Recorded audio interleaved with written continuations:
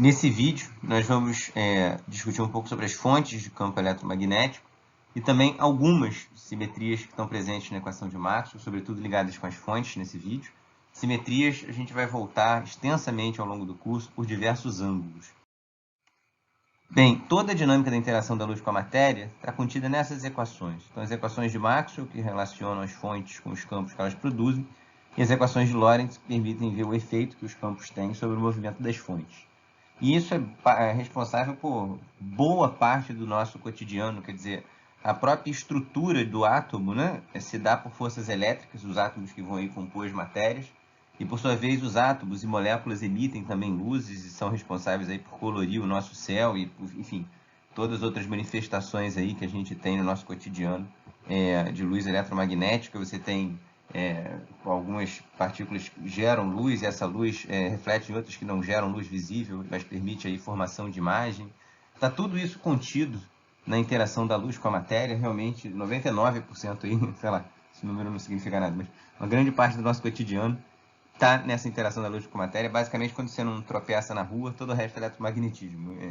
O tropeço aí tem a gravidade propulsando para baixo, mas tirando isso, realmente a gravidade é uma força na nossa escala cotidiana, muitas vezes fraquinha, e a boa parte é eletromagnetismo, e também, quer dizer, a interação da luz com a matéria é fortemente dependente aqui do espectro, da região do espectro que você está, tem diversos usos aí, a gente vai ver alguns ao longo do curso.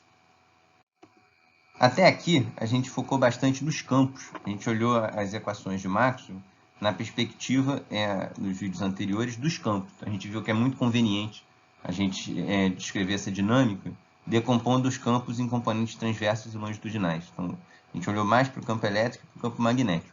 Nesse vídeo, a gente agora vai olhar mais para as fontes. A gente escolheu algumas discussões introdutórias sobre as fontes, que depois a gente vai, na verdade, aprofundar e formalizar mais em outros vídeos. Isso aqui é mais um vídeo geral para fazer algumas discussões sobre o papel das fontes nas equações de Maxwell. O nosso ponto de partida é que, bom, é um dado da experiência que toda fonte de campo eletromagnética é oriunda de um escalar, que é denominado carga. Então, aqui a gente não vai definir formalmente, é uma discussão bem sutil, vocês devem talvez ter visto no curso de graduação, quem quiser, no encontro presencial, posso comentar um pouquinho, mas é algo que vocês estão acostumados aí desde que vocês começaram a estudar eletromagnetismo. Então, na eletrostática, cargas em repouso são fontes de campo elétrico, né, como está aqui ilustrado. No caso do magnetostático, correntes são fontes de campo magnético. Classicamente, essas correntes você pode pensar como carga em movimento. Quanticamente, você tem outras possibilidades, quer dizer, você pode ter aí campos gerados pelo spin, né, da matéria. Mas aqui no curso a gente vai estar mais no contexto clássico. Mais para frente eu vou até fazer um outro comentário ainda sobre spin, mas o foco principal vai estar no caso clássico. E, bem, então você tem aí que a carga é um escalar, mas ela, para você saber o campo que ela produz, tem que saber como que essa carga está distribuída no espaço, como que ela se move.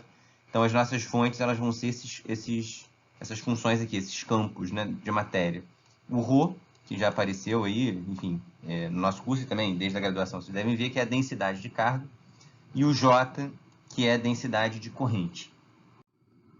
Então, agora vamos começar a discutir um pouco aqui já a linguagem das simetrias. Quando a gente fala escalar, o que significa isso aqui para a gente, né? Quer dizer, a gente está acostumado sempre a falar a palavra escalar, mas escalar significa que não muda frente à rotação, né? Então, quer dizer, que a gente já está usando o comportamento frente a uma operação de simetria. Então, a gente tem aqui que as leis da física são simétricas com relação à rotação, então é conveniente você escrever as suas leis da física em termos de como as grandezas se transformam frente à rotação. Tem toda uma formalização matemática que eu vou entrar no próximo vídeo, daqui a alguns vídeos, não nesse, mas a intuição física é mais ou menos essa. Então, quando a gente fala escalar, já está aqui escondido o grupo da rotação e da reflexão também. O escalar também ele não muda quando você faz uma operação de reflexão. Daqui a pouco eu vou dar alguns exemplos. Já o J, ele é um vetor. Então, isso aqui também está dizendo como é que ele se transforma frente aí a rotações e reflexões, tá certo? E o campo elétrico é um vetor, já o campo magnético ele é um pseudo-vetor, tá? Como vocês viram lá nos cursos de física básica. Então, olha como é que fica aqui, novamente, o fato das leis da física terem simetrias por rotação significa que você pode exprimir as leis da física de uma maneira manifestamente covariante com o grupo das rotações. Então, o que essa linguagem pomposa está dizendo? Quer dizer, lá no ensino médio, às vezes a gente aprende que escrever na linguagem vetorial é bom porque economiza linha, mas é muito mais do que isso, né? Muito mais profundo do que isso. Quer dizer, o lance é que o lado esquerdo você tem um vetor, então o lado direito ele vai se transformar como vetor, e pelo fato das suas leis da física terem simetria por rotação, significa que você sempre vai poder escrever numa maneira manifestamente covariante, ou seja, o lado esquerdo um vetor, o lado direito também se transforma como vetor. Então, e se fosse um tensor, e assim por diante. A gente vai ver vários exemplos ao longo do curso. Então, nota que é isso que acontece mesmo aqui, né? Tem a parte elétrica, que é um escalar vezes um vetor. Isso aqui bate e dá um vetor. O outro termo, a força magnética, é mais sutil. Você tem um vetor, produto vetorial com pseudo-vetor. Então, isso aqui tudo é um vetor. Multiplica por um escalar, continua um vetor. Então, isso aqui tá ok, né? De acordo lá com o grupo das rotações e com as operações de reflexão, tá? Vamos dar alguns exemplos antes de continuar? Tirando aqui da física básica, um caso que vocês estão aí acostumados, né? Imagine que você tem um fio que tem densidade uniforme de carga, então que é eletrostático, um problema de eletrostática, e esse problema tem simetria axial, né? Simetria cilíndrica, enfim, tem simetria por translação ao longo de Z, tem algumas outras simetrias também, que a gente vai comentar daqui a pouquinho. O fato é que agora eu quero saber qual é o campo produzido por esse fio em um certo ponto do espaço. Em qualquer ponto do espaço, posso escrever esse campo em componentes cilíndricas, tá certo? Onde que as simetrias podem ajudar a gente? Bem, imagina que nesse ponto aqui que eu quero calcular o campo tivesse essa direção. Imagina que fosse essa a direção dele. Então ele teria uma componente EZ e uma componente Eρ. Como que a gente pode usar a simetria a nosso favor aqui? Bem, se você faz uma reflexão aqui no plano Z igual a Z0, então aqui está pontilhado, né? Mas isso é um plano que está saindo da tela de vocês. Aqui, imagina 3D, né? Então você faz uma reflexão nesse plano Z igual a Z0. O E, como qualquer vetor, como é que um vetor se transforma quando você faz uma operação de reflexão? Bem, se você está refletindo em torno do plano Z, as componentes dele ficam todas iguais, exceto o componente Z que muda, né? Como se estivesse olhando no espelho. Você vem para esse Elinho daqui, tá? Agora, o problema é o seguinte, bom, se você faz uma operação de reflexão em qualquer situação na sua vida, se o E está para cá, o E refletido vai estar na direção Elinho. Pronto, acabou. O ponto é, uma vez que essa é uma operação de simetria do problema, porque se você refletir em torno do plano Z igual a Z0, o fio vai nele mesmo, quer dizer, essa carguinha aqui vai numa carguinha que está logo aqui embaixo, enfim, mas se é uniforme, não vai mudar nada. Se é uma operação de simetria do problema, o campo elétrico não pode mudar. Se o campo elétrico não pode mudar, significa que essa componente não pode existir. Então, o campo elétrico ele não pode ter componente aqui, então essa seta que a gente desenhou, por simetria, mesmo sem fazer nenhuma conta nem nada, a gente sabe que está errado. E a brincadeira continua, quer dizer, imagina que o campo tivesse uma componente Fi. Então, aqui uma componente que está entrando na tela de vocês. Tem uma outra operação de simetria que a gente pode fazer, que é refletir no plano da tela. Você reflete no plano da tela, isso não muda o problema, a operação de simetria, o fio fica igualzinho. Mas, se o campo tivesse uma componente Fi, refletiu no plano da tela, a seta que está entrando, agora, quando você reflete, ela vai estar vindo para você. Ora, se essa é uma operação de simetria, essa componente não pode estar presente, então esse cara não pode existir. Sobrou só esse cara. Daí por diante, lei de Gauss permite determinar a componente restante. Então, isso está por trás lá dos argumentos de simetria que você vê nas físicas básicas, mas às vezes, quando você está lá nos primeiros cursos, um fica feito de uma maneira tão explícita. E aqui eu quero, então, como esse primeiro exemplo, chamar a atenção como que é importante você saber como que os vetores se transformam, e aqui, no caso, frente a reflexões. Vamos agora pegar um outro problema que também tem simetria axial, só que agora para um pseudo-vetor. Então, eu tenho também um fio, só que agora eu estou olhando um problema de magnetostática, tá? Então, tem uma corrente uniforme aqui, constante, correndo no fio, eu quero saber qual é o campo. De novo, posso escrever o campo em coordenadas cilíndricas. E agora imagina que o campo tem, então eu já desenhei só as componentes, em vez da seta total. Então, esse Bφ é uma componente que está aí entrando na tela de vocês. Aqui a componente ρ, aqui a componente z. O ponto é o seguinte, a gente tem reflexão, simetria por reflexão no plano da tela. Se você refletir no plano da tela de vocês, o problema não muda. Você tem aqui exatamente um plano que contém um fio, você reflete nele, não muda nada. Então, essa é uma operação de simetria do problema. Mas agora, olha que coisa... aqui é que se destaca o fato do campo magnético ser um pseudo-vetor. O pseudo-vetor se transforma frente à reflexão exatamente ao contrário do que um vetor se transforma. Então, o que aconteceria com o vetor? Se você reflete no plano da tela, só a componente perpendicular, se fosse um vetor verdadeiro, ia mudar. Todavia, o que acontece agora é que quando você faz uma reflexão no plano da tela, a componente ρ muda, a componente z muda e a componente filhinha continua igual. Ora, uma vez que essa é uma operação de simetria do problema, o campo produzido por essa configuração não pode mudar quando você faz uma reflexão. Ou seja, estão excluídos os caras que mudam. Está excluído esse termo, está excluído esse termo. Ou seja, o campo está puramente na direção φ-chapéu. E aqui é importante chamar a atenção que, diferentemente do caso que a gente deu da eletrostática, reflexão em torno do plano Z igual a Z0 não é mais uma simetria do problema. Era no caso eletrostático, aqui não é. Quando você reflete, o J muda de sentido. Então, você reflete esse plano, a corrente está vindo para cima, passa aí para baixo.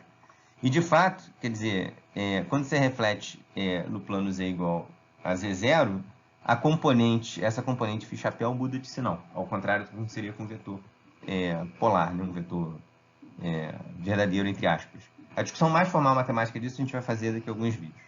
Mas é só para rever aqui alguns em um contexto que vocês estejam mais familiarizados. A componente restante pode ser determinada por lei de Ampère. Então, isso aqui está tudo escondido lá quando você faz o cálculo do campo de um fio na física básica, por exemplo. Mas o que a gente fez aqui, revisando para a física básica, essa questão de lidar com essas simetrias por rotação, por reflexão, aqui os exemplos usaram mais até por reflexão, mas ela não é útil só na física básica, ela é profundamente útil em todo o estudo do eletromagnetismo, e agora a gente vai dar exemplos já mais avançados, um pouquinho. Então vamos agora olhar para as equações de Maxwell, para as fontes das equações de Maxwell, dessa perspectiva das simetrias, de como elas se transformam frente às operações de reflexão, de rotação. E, então, basicamente, a brincadeira que a gente vai fazer vai ser o seguinte: vamos supor que a gente tem aqui uma teoria linear, tá? E que a gente vai usar, então, essas simetrias que eu comentei. Eu quero saber o seguinte: quais são as expressões possíveis para a dinâmica do campo? Então, finge que a gente não sabe equações de Maxwell, e a gente está aqui agora simplesmente falando o seguinte: olha, eu quero uma teoria que seja linear e que tenha essas simetrias. E aí, bem, então, primeira coisa, a gente viu que qualquer campo a gente pode descrever em termos das suas circulações e divergências. Tem a ver lá com a decomposição de Helmholtz. Mas agora vamos olhar essa decomposição do ponto de vista das simetrias. A divergência de um campo vetorial é um escalar. Tá? O rotacional de um campo vetorial é um pseudo-vetor. Peço para qualquer coisa vocês irem demonstrando isso, irem relembrando, qualquer dúvida, lembra para o nosso encontro presencial. A divergência de um campo pseudo-vetorial é um pseudo-escalar. Tá? Você faz a operação de reflexão, o B se transforma ao contrário de um vetor, a divergência dele vai se transformar ao contrário de um escalar. Verifiquem isso. O rotacional de um campo pseudo-vetor é um vetor. Tá bom? Então, agora, a gente tem que, frente a essa decomposição de Helmholtz, a gente vê que esses campos E e B, eles têm naturezas diferentes frente à reflexão. Até que frente à rotação, eles são idênticos, porque o escalar e o pseudo-escalar se transformam identicamente frente à rotação. Mas frente à reflexão, eles são diferentes. Então, se a gente, basicamente, aqui vai supor o seguinte: é linear, e eu quero saber agora quais são esses escalares que eu consigo construir com o que eu tenho. Então, qual é o escalar que eu consigo construir? Eu tenho o ρ, né? As fontes do que eu tenho o ρ, que é um escalar. Posso usar ele como uma fonte do meu campo, da minha divergência do campo elétrico. Né? O rotacional do campo elétrico é um pseudo-vetor. O que eu tenho de pseudo-vetor na minha teoria? Tenho B's e as suas derivadas, né? Temporais. Tá? Então, nota que aqui na fonte eu estou supondo que não dependa das derivadas das fontes. Depois eu vou fazer alguns comentários sobre isso, tá? Mas, enfim. Pseudo-escalar, não tem. Lamentavelmente não tem nenhuma disposição, tá? E vetor. O que eu tenho de vetor à minha disposição? Agora eu tenho dois times. Eu tenho a fonte, que de novo aqui eu não vou colocar as derivadas temporais, eu tenho o J. E eu tenho o campo elétrico. E vou botar aqui então o campo, enfim, em princípio pode ter... Estou botando aqui só ter derivada primeiro, mas tem os 3 pontinhos para lembrar que pode ter derivadas acima. Então na fonte estou fazendo a discussão mais simples possível, tá? Depois eu vou voltar nessa questão do papel da simplicidade, mas enfim.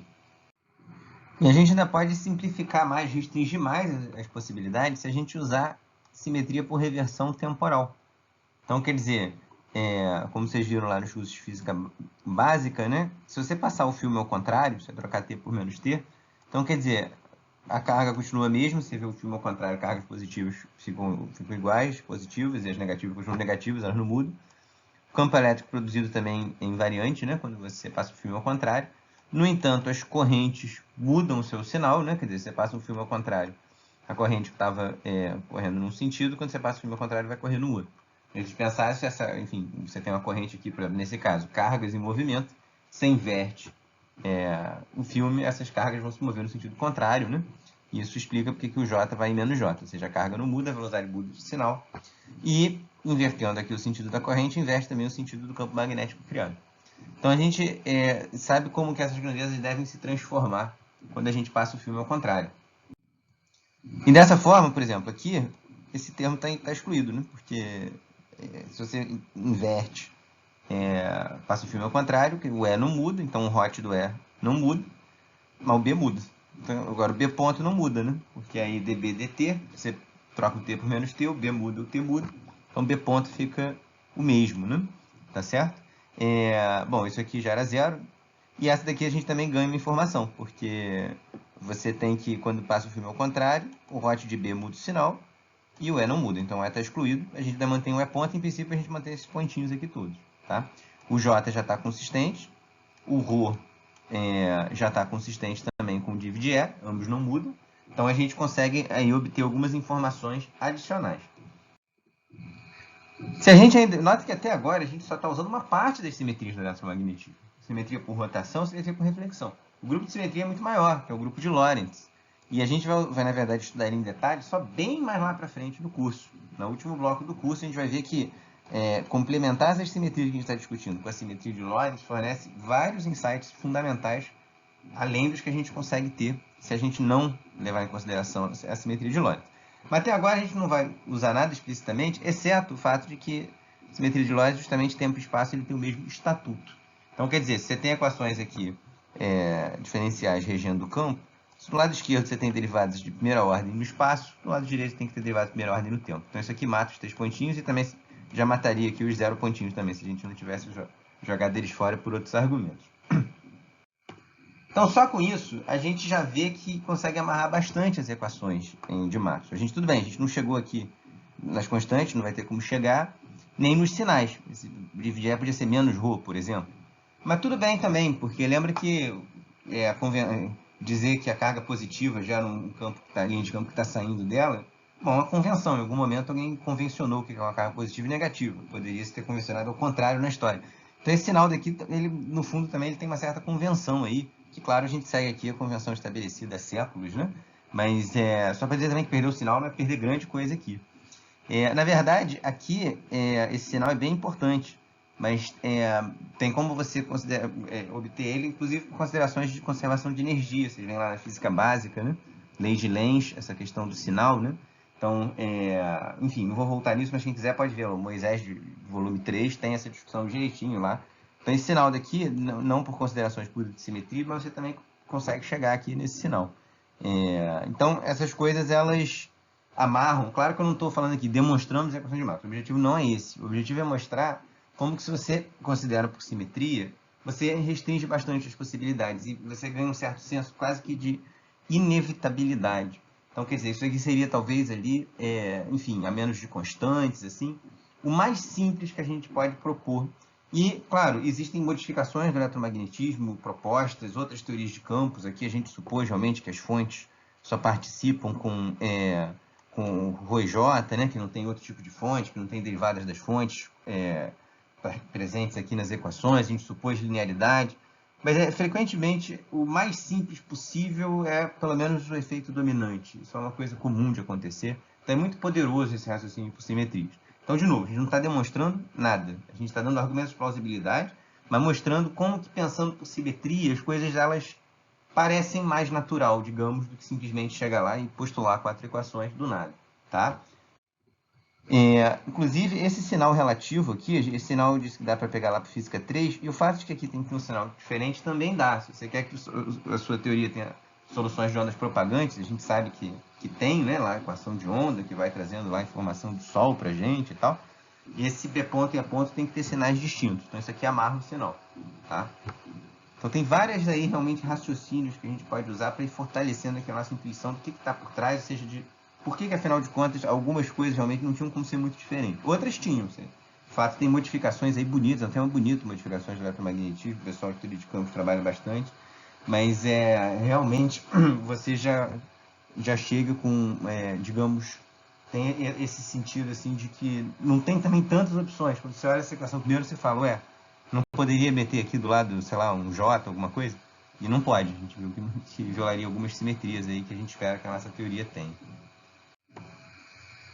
Então, quando a gente depois colocar a simetria de Lorentz, a gente vai ver isso de uma forma ainda mais completa. Aqui a gente realmente só está usando, nota que as nossas equações a gente está usando aqui as simetrias de rotação, né? A gente está escrevendo de uma maneira manifestamente covariante com um grupo de rotações. Aqui o lado esquerdo está manifestamente um escalar, o lado direito um escalar. Mas a gente não está usando a simetria completa da teoria. Quando a gente for usar essa simetria, aí nota que quando a gente está falando de rotação, a gente fala só de espaço, né? Então, divergente de E, isso aqui envolve os derivados espaciais do campo. Quando a gente fala agora no grupo de simetria completa da teoria, a gente vai ter que botar o tempo na jogada, vai ter que falar em quadro de vetor. Isso a gente faz lá para frente. E a gente vai ver que ganha insights complementares interessantes. E nota ainda uma coisa tão interessante, quer dizer, essa equação aqui a gente vê que ela é zero desde o início, que a gente não tem aqui um pseudo-escalar para colocar. Ou seja, se for descoberto lá o monopolo magnético, né, que tanto se busca, esse monopolo magnético ele teria então que ser um pseudo-escalar. Tá? Ou seja, você roda o sistema de eixo, ele não muda. Mas se você fizesse uma reflexão, o que seria ali o monopolo magnético, ele trocaria de sinal, tá certo? Então, se você conseguisse isolar um polo norte sozinho, olhou no espelho, é um polo sul. Como se fosse mais ou menos isso. Tá bom? Porque, de fato, nota que precisaria, de fato, ser, você poderia olhar por aqui, mas também você pode olhar pela expressão da força de Lorentz, né? Porque, no caso de ter um campo magnético, ele é basicamente análogo ao caso anterior, só que agora você vai ter a parte magnética, vai ser proporcional ao campo magnético, só que esse cara é um pseudo-vetor, né? Se esse cara é um pseudo-vetor, então para você chegar num vetor força é um vetor, por excelência. O que a gente está acostumado lá desde mecânica, vetor. Então se você tem um pseudo-vetor aqui, você precisa de um pseudo-escalar. V vetor é um pseudo-vetor também, tá? Multiplica por G, você chega lá no seu vetor também.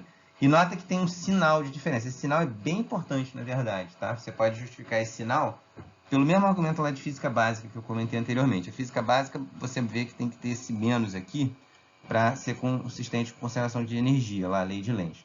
Se você fizer agora o mesmo argumento, só que por um monopolo magnético, como esse hot do B tem um mais aqui, você vai ver que se você abrir esse argumento, fica como, enfim, exercício aí para vocês, você vai ver que agora a conservação de energia significa que a força de Lorentz tem que ter um menos. Ou seja, em outras palavras, deixa eu colocar isso aqui de uma outra maneira, que é uma coisa que às vezes é pouco destacada lá nos cursos. Em eletro vocês devem ter visto isso, mas é sempre bom revisar. Quando você escreve a força de Lorentz assim, como sendo que é mais V vetor B, esse mais aqui não tem nenhum significado a rigor, a priori. Nota que o B é um pseudo-vetor, então o sentido dele é convencional, inclusive. Né? Você pode trocar B por menos B, é uma questão de convenção. Então esse mais podia ser menos. E você pode usar essa convenção. Se você usar, o sinal nessa equação daqui muda. O hot E fica dBdt, ele não fica menos dBdt. Então esse sinal é amarrado com isso. Se você convencionar que a força de Lorentz tem um mais aqui, obrigatoriamente aqui vai ter um menos.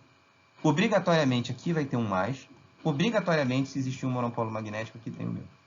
Tá? E vice-versa. Trocou um sinal, troca todos. Então tem essa amarração aí, peço para vocês pensarem nisso, tá? Mas isso, quer dizer, não vai entrar diretamente no que a gente está falando, não. É só, de novo, considerações aí sobre o que está por trás, a quantidade de coisa que está por trás dessas 4 linhas aí que a gente escreveu. E então, também para enfatizar aí que tem realmente um certo grau de arbitrariedade, que historicamente convencionou-se um caminho, mas não precisa ser o único. Quer dizer, está tudo baseado, até se você olhar lá na física 3, quando você começa a definir, né, campo elétrico, carga, o que você a rigor tem é a força. A partir dela você, enfim, é o que você tem de observável. Você pode fazer outras escolhas. Você poderia escolher o Qzinho como pseudo-escalar, não tem problema nenhum. Aí, se você fizer isso, o campo elétrico é um pseudo-vetor. Bom, esse cara daqui da cinemática, a gente sabe, ele é um vetor também sem disputa, né? Mas a natureza frente a reflexões das grandezas eletromagnéticas, elas têm essa liberdade. Se você escolhesse aqui como sendo pseudo-escalar, ou seja, dizer que você olha no espelho a carga positiva ela vira negativa, de mesmo modo, se você fizer isso, aí o campo elétrico agora é um pseudo-vetor, o campo magnético é um vetor, e se um dia descobrirem um monopolo magnético, ele vai ser um escalar. Então, quer dizer, o importante é escolher o 1 amarra várias coisas, mas esse 1 você tem liberdade de escolher. Agora, enfim, então a gente sabe que não existe monopolo magnético, mais simples a gente tratar a carga aqui como escalar. Mas fica tudo consistente. Você tem esse direito. Quando a gente fizer lá a formulação da teoria de Lorentz, a gente vai ver direitinho isso aparecer, né? Com, enfim, essas possibilidades todas aí. Mas é só para destacar já desde aqui a gente se acostuma a pensar de um jeito, mas não quer dizer que seja o único jeito de pensar. Não que eu recomende fazer qualquer coisa diferente do usual nesse sentido, quer dizer, convenção plenamente estabelecida aí de que o B é um pseudo-vetor e o E é um vetor, e é o mais conveniente, prático, enfim, de fato, que a gente tem, mas não é necessário. A mesma coisa com inversão temporal. A gente pode dizer que quando você passa o filme ao contrário, a carga positiva fica negativa. Aí pronto, agora os campos mudam, né? Porque se você passa o filme ao contrário, olha como você tem essa escolha, mas escolher isso amarra todo o resto de novo. Porque passou o filme ao contrário agora, se a carga positiva era negativa, a linha de campo que estava saindo agora está entrando. Então o campo elétrico trocou o sinal. Agora, se você agora tem que, quando troca o sinal, quando passa o filme ao contrário, positivo vira negativo, então se você tinha uma corrente para cima, por exemplo, você tem carga positiva indo para cima, quando você passa o filme ao contrário, você vai ter carga negativa indo para baixo. Corrente não mudou, então agora a corrente fica igualzinho. Corrente fica igualzinho, o que ela produz lá fica igualzinho também, tá certo? Então, de novo, você tem aí a liberdade, você sabe que essa força ela não muda quando você troca T por menos T, isso vem lá desde a mecânica, né? E aí, enfim, você pode fazer isso mantendo o Q e o E, ou trocando cada um deles. A convenção histórica e o prática e universal é manter cada um deles. E aí o outro termo não tem jeito, que aparece o V. Se aparece o V aqui, o outro cara vai ter que pagar o preço. Então, se você manteve esse cara igual, esse mudou de sinal, esse tem que mudar. E assim por diante. Então, bem, qual é o problema fundamental do eletromagnetismo agora que a gente fez toda essa discussão sobre as simetrias das fontes e tal? Dadas as fontes, determinar os campos. É isso que a gente já está falando desde outras aulas e vai falar nas próximas. Na verdade, esse é um dos problemas fundamentais, né? Que aqui eu estou supondo que o Rho e o J são conhecidos. A gente vai fazer ao longo do primeiro bloco inteiro. Na prática, depois a gente vai ver que muitos outros problemas é mais complicado do que isso. Mas, enfim. E aí a gente viu, vocês podem revisar, que dessas equações de Maxwell você obtém uma equação de onda. Tá? Então chega na equação de onda e você vê aqui as fontes, tá? Que a gente tem dessa equação de onda. Até agora a gente discutiu mais nos últimos exemplos a equação de onda homogênea, então a gente supôs que não tinha fonte, isso aqui era zero, mas o caso geral é essa equação que a gente tem que resolver. Pausem um vídeo e façam todas as análises de simetria que a gente fez antes, ou seja, o campo elétrico é um vetor. Quais são os vetores que você consegue montar aqui? Você consegue montar o grade Rho, consegue montar o J, faz aquela brincadeira toda para cá, simetria com translação temporal, só que agora é direto na equação de onda. Então fica aí como tarefa essas simetrias aí. E para o B, você também pode fazer a mesma brincadeira. Bom, primeiro demonstra aqui direitinho, né? Depois pode fazer a análise via simetria. Esse é o problema que a gente quer resolver. E a gente vai aprender a resolver isso exatamente em algumas aulas. Usando função de Green, usando aí algumas ferramentas, a gente vai chegar na solução exata para essa equação, supondo que a gente conheça o Rho e o J. Um primeiro ponto só que eu já quero destacar aqui nesse vídeo dado que é linear a equação, a gente pode sempre separar numa parte homogênea, que vocês resolvem bastante lá desde a graduação, e uma particular. Uma particular resolve uma equação aqui, acha uma solução dessa equação. E a solução geral ali vai poder ser escrito como essa soma, tá? E aí, para você determinar, você vai ter que usar condições iniciais, condições de contorno, aquela história toda. Mas então a solução particular é a solução que satisfaz essa equação daqui. A equação homogênea a gente viu, já em detalhe, e nos outros vídeos a gente viu como que Fourier é uma ferramenta útil para resolver, para analisar o eletromagnetismo, porque derivadas viram multiplicações. Então, uma equação diferencial parcial, você toma a transformada de Fourier, vira multiplicação de um número por um campo. No caso da homogênea, o que acontece? No caso da homogênea, você vê que para satisfazer essa equação, tem duas possibilidades. Ou não tem campo, mas aí é o que a gente chama de solução trivial, enfim, não tem campo, não tem campo. A graça é quando tem campo, no que a gente está analisando. E aí, se tem campo, esse cara tem que ser zero. Que é o que a gente viu nas últimas aulas, ou seja, o K precisa ser ômega sobre C. Tá? Agora, a solução particular, como você tem uma fonte aqui do lado direito, agora isso não é mais verdade. Então, fazendo isso um pouquinho mais de detalhe, solução da equação homogênea requer essa equação que a gente está bem acostumado do vácuo, que enfim, veio igual a lambda F aqui, que a gente vê lá desde o ensino médio, mas o caso particular não. Então, os modos do campo, quando você tem fontes, a transformada de Fourier dos campos, o K não precisa ser ômega sobre C, tá? E para isso acontecer tem que ter fonte, ou seja, a fonte permite que você tenha campos que não satisfaçam essa relação de dispersão do vácuo. Então, por exemplo, na eletrostática, você tem frequência zero, mas você tem K diferente de zero. Então, não tem V igual a lambda F aqui. Se V igual a lambda F, essa relação de dispersão é para ondas se propagando no vácuo, livre de fonte. tá? Então aqui lá é o que a gente viu para o campo de uma fonte multiforme em Fourier, né?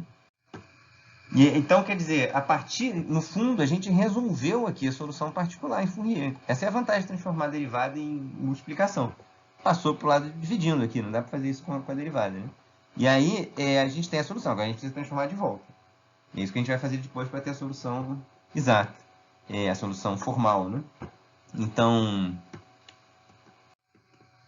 e aí quando a gente fizer isso, a gente vai ver que, enfim, na região a gente teria a relação de dispersão satisfeita para onda propagante, para onda na ausência de fonte, a gente tem um polo aqui embaixo. A gente vê que esse polo tem um papel fundamental que vai, enfim, a gente vai aparecer várias vezes ao longo do nosso curso de maneiras diferentes.